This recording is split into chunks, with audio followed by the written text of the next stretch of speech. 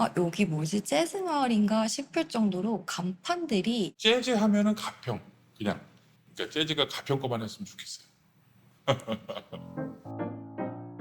그냥 입구서부터 흥이 나는 거야. 정시성들 춤도 추고 막 이렇게 같이 어울리고 이러고. 우리 동네에서 재즈를 해라고 자랑은 하세요. 재즈는 뭔지 모르지만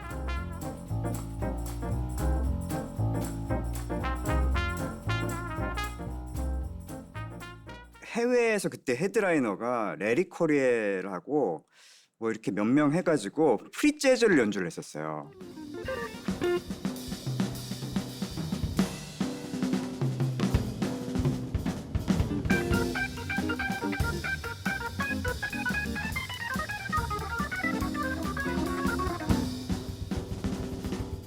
정말 잘하는 연주자들이 프리 재즈를 막 한 15분짜리 막 이렇게 연주하고 그러는데 누가 봐도 가평 군민으로 보이는 어떤 할머니 두 분이 일어나셔가지고 이렇게 관광버스 춤을 거기 맞춰서 추시는 거예요.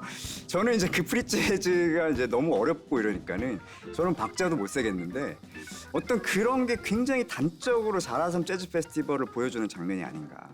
빅밴드가 와서 막 무대 위에서 공연할 뿐만 아니라 정말 마르칭을 하면서 그 관객석 사이로 막 이렇게 지나갈 때도 있거든요. 그럼 그런 거 보시면서 어르신들도 흥이 나니까 그 재즈에 맞춰서 춤을 추시고 정말 이론적으로 재즈라는 음악이 뭔지 막 그게 중요하지는 않은 것 같아요. 정말 재즈가 말대로 즉흥 음악이잖아요. 할머니, 할아버지 이렇게 즉흥적으로 춤을 추시는 것도 자라섬의 한 요소이지 않을까. 그냥 입구서부터 흥이 나는 거야. 뭐 나는 그 좋대. 거기에 같이 이제 정시성들 춤도 추고 막 이렇게 같이 어울리고 이러고. 설 명절은 이제 나이 먹어서 안 기다려지지만 그날은 기다려져요. 어떤 분들이 또 오실까? 어떤 음악을 또 들려줄까? 세계 재즈씬에서 자라섬을 인정하는 것도 사실 저는 좀 신기하거든요. 근데 더 놀라운 건 가평 주민들의 반응 같아요. 확실히 젊네요. 아까 그 춤추시는 그 어르신의 춤사위가 굉장히 스웩 넘치고 힙하다. 이런 말씀 드려도 될지 모르겠지만 정말 섹시하시다라는 말씀 드리고 싶네요. You so sexy, 어르신. 그러니까 페스티벌은 다 같이 즐겨야 되는 축제잖아요. 그래서 읍사무소, 가평역, 꽃집, 카센터, 카페 이런 곳들에서 공연을 할 수 있는 모든 공간을 찾아서 작은 버스킹 같은 공연도 만들기도 하고 전체 마을의 축제 같은 날을 만들고 싶어서 그렇게 계속 진행을 하고 있어요. 보통 페스티벌은 무대가 1개, 많으면 2~3개인 반면에 자라섬 재즈 페스티벌은 축제 기간 동안 자라섬 외에도 가평 읍내 곳곳에 무대가 세워진다는 겁니다. 작년에 저희 약골광장에서 이거를 진행을 했는데 기대 이상의 정말 효과가 너무너무 좋았었어요. 마을 분들도 또 좋아해 주시고 같이 박수 쳐주시고 호응해 주시고 저희가 프리마켓도 같이 운영을 했었는데 그분들이 매출이 굉장히 신장했더라고요. 지역 경제 활성화는 당연하거니와 이미 끝나는 시점에 갔을 때에는 내년에 꼭 할 거지라는 질문이 꽤 있었어요. 여기 온 사람들이 이제 와서 당일로 왔다 간 사람도 있겠지만 와서 이제 자는 사람도 있고 또 먹어 있잖아. 먹고 쓰고.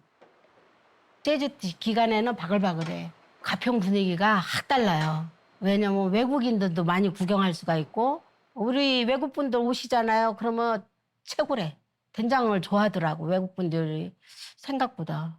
함께 있던 사진도 많이 찍었고 그리고 선물도 받은 적도 있고 너무 감사하다고 선물을 주겠다 해서 나는 무슨 선물을 주는 줄 알았더니 그 음악으로 선물을 주시더라고. 그래서 너무 그날 행복했어요. 어머머. 와, 지금 사장님 어깨춤 보세요. 저건 찐이거든요. 세상 제일 귀한 선물을 주고 가셨다.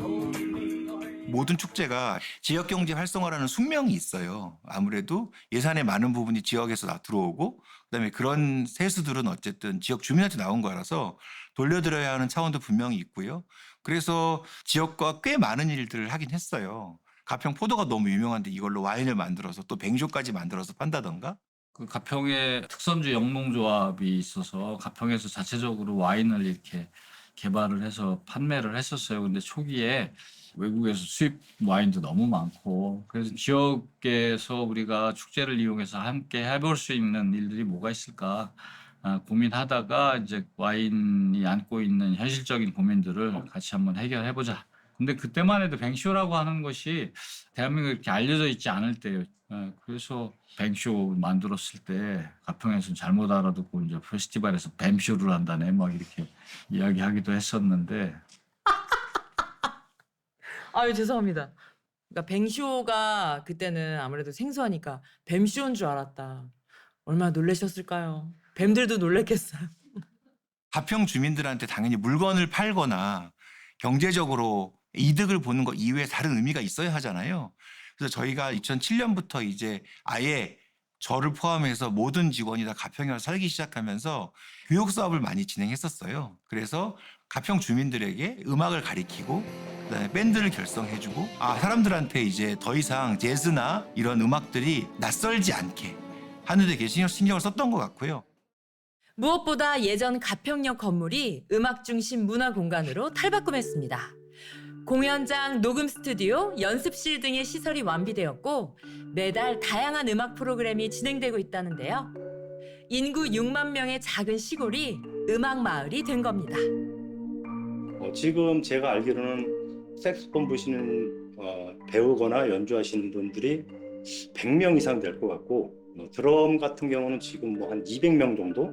그 외에도 음악을 배우려고는 그 관심도가 재즈 페스티벌의 영향으로 지역 음악 활동, 음악 문화에 큰 기여를 했다고 저는 생각을 합니다.